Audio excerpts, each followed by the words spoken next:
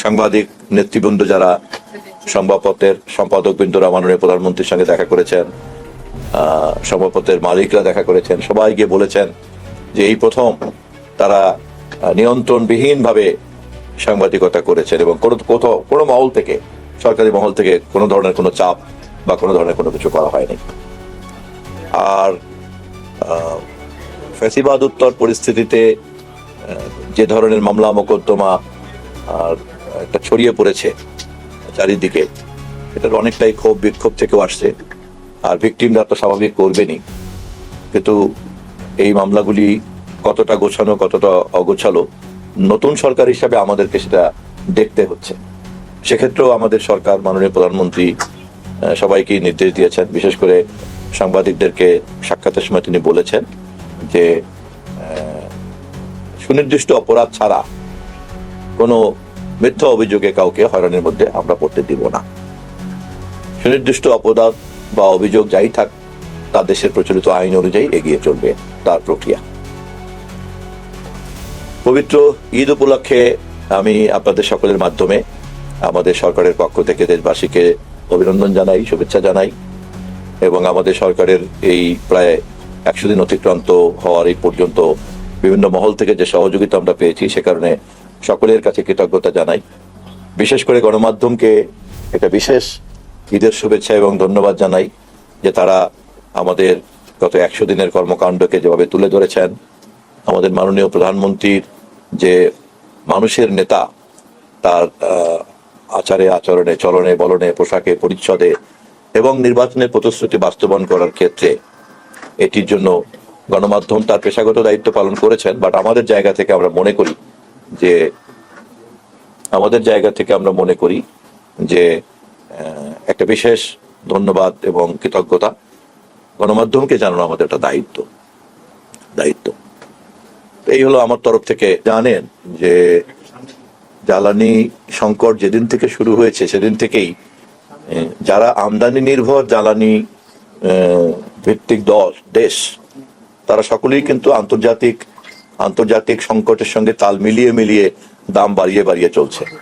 নিশ্চয়ই এই তথ্য আপনাদের সকলের জানা আছে এবং এই তথ্য সকলের জানা আছে যে দীর্ঘদিন আমরা অন্যরা সকলে দাম বাড়ালেও আমাদের সরকার কিন্তু দীর্ঘদিন দামকে পুরনো জায়গাতে ধরে রেখেছে। যদিও আমরা আমদানি নির্ভর একটি দেশ, আমাদেরকে জ্বালানি আমদানি করে চলতে হয় এবং আমাদের সম্মানিত বিদ্যুৎ মন্ত্রী, প্রতিমন্ত্রী তারা নিয়মিতই এই বিষয়ে জাতিকে অবহিত করেছেন, পরিসংখ্যান দিয়েছেন। কিন্তু এটা তো সত্য, আমদানি করেই যদি চলতে হয় তাহলে তো আমাকে আমার আমদানি ক্ষমতার উপরে ভর করেই চলতে হবে। তো অর্থ মন্ত্রণালয় এবং বিদ্যুৎ মন্ত্রণালয় ইতিমধ্যেই যুদ্ধ পরিস্থিতি মোকাবেলা করার জন্য ওয়াহিদুদ্দিন মাহমুদ সাহেবের নেতৃত্বে একটা পরামর্শ কমিটি করেছে।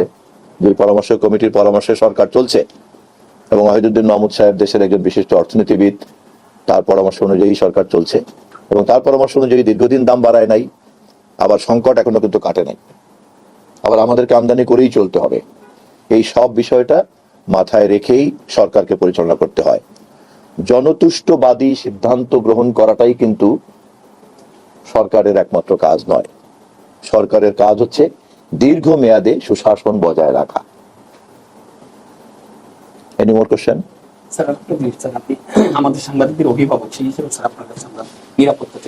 ব্যক্তিগতভাবে এখনো দেখিনি, সংবাদটা ভালো করে আমি দেখতে পাইনি, তবে আপনার কাছ থেকে আমি যতটুকু শুনলাম তাতে বোঝাই যায় যে ওই প্রতিষ্ঠানের অভ্যন্তরে সাংবাদিকদের পেশাগত নিরাপত্তা নিশ্চিত করা হয়নি। যদি আপনার বক্তব্য সত্য হয়ে থাকে তবে আমি আরো বিস্তারিত খবর নেই। একই সঙ্গে এই প্রসঙ্গে বলে রাখা দরকার যে গণমাধ্যমের কাজই হচ্ছে সবকিছুকে জনগণের সামনে ট্রান্সপারেন্ট করে তুলে ধরা এবং সেই কাজ করার ক্ষেত্রে সহযোগিতা করাই হচ্ছে রাষ্ট্র এবং সমাজের সকলের দায়িত্ব। এবং বিশেষ করে আমি মনে করি যে আপনারা যারা টেলিভিশন সাংবাদিক, আপনাদের তো একদম সরাসরি আপনারা দেখাচ্ছেন, তাহলে এখানে বরঞ্চ বিকৃত করার সম্ভাবনা কম। অন্য যে মাধ্যম যারা সংবাদ সংগ্রহ থেকে শুরু করে প্রকাশ পর্যন্ত সময় পান, তাদের কিন্তু সংবাদে ভুল ভ্রান্তি হওয়ার সুযোগ থাকে অথবা তৃতীয় পক্ষ এটাকে বিকৃত করতে পারে। কিন্তু যারা আপনারা লাইভ করেন তাদের তো আসলে কোনো কিছু করার নেই। এবং এটা যত বেশি বাড়বে, যত বেশি হবে, ততই তো ভালো। যত বেশি লাইভ ট্রান্সপারেন্ট থাকা যায় ততই ভালো। আমরা এই সরকার, আমাদের মাননীয় প্রধানমন্ত্রী বারবার জবাবদিহিতার সংস্কৃতির কথা বলেছেন। আমরা সেই আলোকেই এই ধরনের ঘটনাগুলিকে বিশ্লেষণ করি, বিচার করি এবং মূল্যায়ন করি।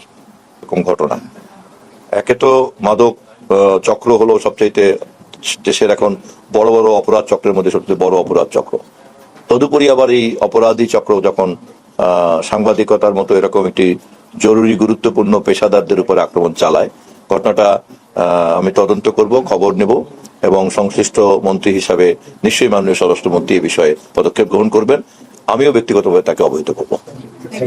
ফেব্রুয়ারিতে নির্বাচন, 21শে ফেব্রুয়ারিতে নতুন সরকারের ভাষা দিবস, 26শে মার্চের স্বাধীনতা দিবস এবং তারপরে ঈদ এবং এই কোরবানি, এই কয়টা অনুষ্ঠান তো গেল, তাই না?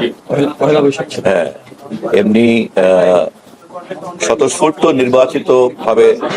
নির্বাচিত সরকারের অধীনে রাষ্ট্র এবং সমাজ আর জনগণের অংশগ্রহণবিহীন সরকারের নেতৃত্বে রাষ্ট্র এবং সমাজ, এর কোনো পার্থক্য কি আপনাদের নজরে পড়েছে? আমার প্রশ্নটা কি বোঝাতে পেরেছি আমি? নির্বাচিত সরকারের সময় নির্বাচিত সরকার ওইটা একটু বুঝতে চাচ্ছিলাম। মানে হয় কি, তাহলে গণতন্ত্র তো একটা বিমূর্ত ভাসমান জিনিস, এটার এটার এটার মানে সুনির্দিষ্ট সুফলটা জনগণ পর্যন্ত পৌঁছায় কিভাবে?